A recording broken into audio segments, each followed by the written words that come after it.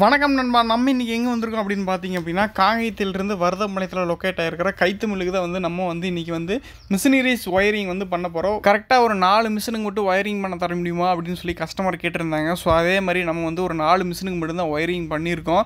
அதுக்கு பார்த்தீங்க அப்படின்னா சின்னதாக கரெக்டாக ஒரு பேனல் 4 மிஷினுக்கு மட்டும் வைக்கிற மாதிரி ஒரு பேனல் ஒன்று வாங்கிட்டு வந்துட்டோம். அதில் பார்த்தீங்க அப்படின்னா மெயின் சுவிட்ச் 63 ஆம்ஸ் மெயின் சுவிட்ச் ஒன்று வச்சுட்டு 4 மிஷினுக்கு தனித்தனியாக எம்சிபி வச்சுருக்கோம். ஒவ்வொரு எம்சிபியும் பார்த்திங்க அப்படின்னா 16 ஆம்ஸில் வச்சுருக்கோம். மிஷின் அதிகபட்சமே 10 to 12 ஆம்ஸ் மட்டும்தான் எடுக்கும். ஸோ அதனால தான் நம்ம 16 ஆம்ஸ் வரைக்கும் தான் போட்டிருக்கோம். இப்போ அந்த மிஷினுக்கு 16 போதுங்கிறனால 4 போலில் 16 ஆம்ஸில் தனித்தனியாக 4 எம்சிபி கொடுத்துருக்கோம்.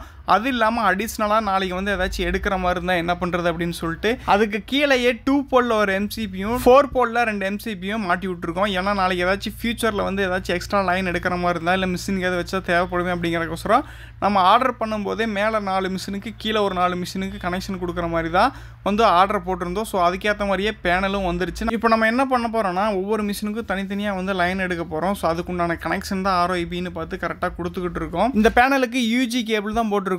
மீட்டர்லேருந்து கரெக்டாக இது வரைக்கும் 110 மீட்டர் வருது. ஸோ 110 மீட்டருமே UG cable 25 square mm UG cable copper cable தான் போட்டிருக்கோம். கீழே பார்த்தீங்கன்னா உங்களுக்கு தெரியும். ஸோ பேனல் எல்லாமே ஒர்க் எல்லாமே முடிஞ்சு எல்லா கனெக்ஷனுமே கொடுத்து முடிச்சிட்டோம். அடுத்து நம்ம பார்க்க வேண்டியது மிஷினில் போயிட்டு கனெக்ஷன் கொடுத்து மிஷினை ஓட்டி பார்க்க வேண்டியது தான் வேலை.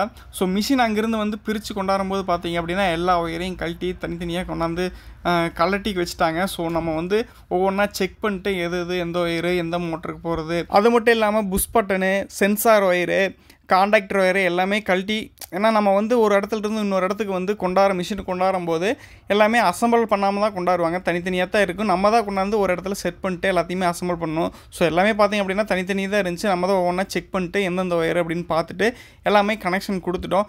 காண்டாக்டர் ஒயரு, சென்சார் ஒயரு, கீர் மோட்டருக்கு பார்த்திங்க அப்படின்னா தனியாக ஒரு சின்ன ட்ரைவ் ஒன்று வச்சுருந்தாங்க. அதாவது சிங்கிள் ஃபேஸ் கொடுத்தா 3 ஃபேஸில் ஓடுற மாதிரி ஒரு சின்ன ட்ரைவ், அந்த ட்ரைவுக்கு உண்டான கனெக்ஷனு, அப்புறம் மதர் போர்டு, ஃபியூஸு, நிறைய எக்கச்சக்கமாக ஏகப்பட்டது இருந்துச்சு. எல்லாத்தையுமே பார்த்திங்க அப்படின்னா கனெக்ஷன் கொடுத்து முடிச்சிட்டோம். இதில் பார்த்திங்க அப்படின்னா 3 மோட்டர் இருக்குது. அதாவது காண்டாக்டரில் மூலமாக 2 மோட்டரோடு, அதுக்கப்புறம் பார்த்திங்க அப்படின்னா ட்ரைவ் மூலமாக கீர் பாக்ஸ் மோட்டரோடு, அது ரொம்ப ஸ்லோவாக சுற்றணும் அப்படிங்கிறக்கோசரம் அந்த ட்ரைவ் மாட்டிருக்காங்க. காண்டாக்டர் மோட்டர் பார்த்திங்க அப்படின்னா இந்த காண்டாக்டர் மூலமாக இயங்குகிற மோட்டர் பார்த்திங்கன்னா கொஞ்சம் ஸ்பீடாக ஓடும். அதனால் ஸோ காண்டாக்டரே போட்டிருக்காங்க. இதுக்கு பார்த்திங்கன்னா 2 மோட்டருக்கு தனித்தனியாக கொடுத்தாச்சு. இப்போ நம்ம ஆன் பண்ண போகிறோம். ஆன் பண்ணிட்டு எப்படி இருக்குது, எவ்வளோ ஸ்பீடு ஓடுது அப்படிங்கிறத பார்க்க போகிறோம். எவ்வளோ லோட் ஆம்ஸ் போகுது அப்படிங்கிறது ஒரு வழியாக ஆன் பண்ணிட்டோம். மிஷினை ரன் பண்ணி பார்க்க போகிறோம். ஸோ எப்படி ஓடுது அப்படிங்கிறத பற்றி பார்க்க போகிறோம். இப்போ ஆன் பண்ண போகிறோம்.